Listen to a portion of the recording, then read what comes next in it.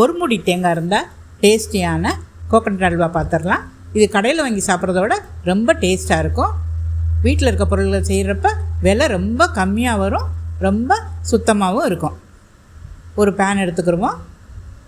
அரை கப்புக்கும் கொஞ்சம் கம்மியாக சோள மாவு போட்டிருக்கேன். அதுக்கு தேங்காய் பால் ஊற்றி கலக்க போகிறோம். அதனால் ஒரு மூடி தேங்காய், 25 ரூபா தேங்காயில் ஒரு மூடி தேங்காயை அரைச்சிருக்கேன், பாதியை.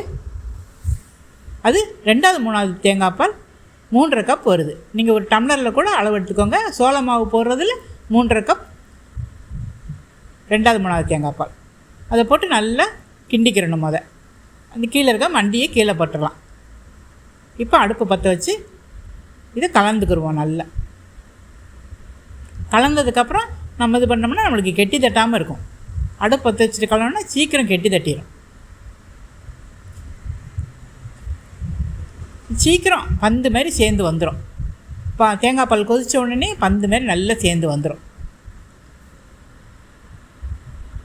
மொதல் தேங்காய் பால் இந்த கப்பில் 1 கப் தனியாக இருக்குது, அது அப்புறமேல் ஊற்றுவோம்.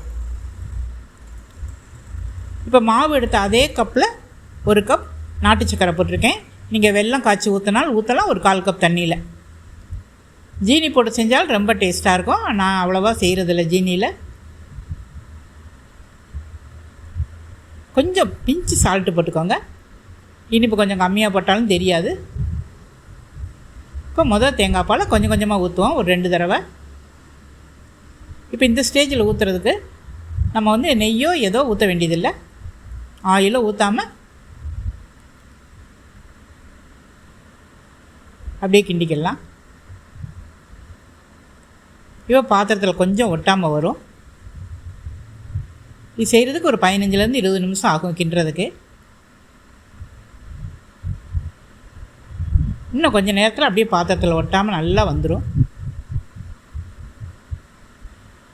கொஞ்சம் ஏலக்காய் தூள்,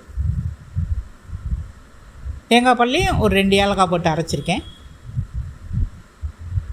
இப்போ நெய் பயன்படுத்தாதனால அப்படியே நான் நட்ஸை போட்டிருக்கேன். நீங்கள் நெய்யில் வறுத்து கூட போடுங்க.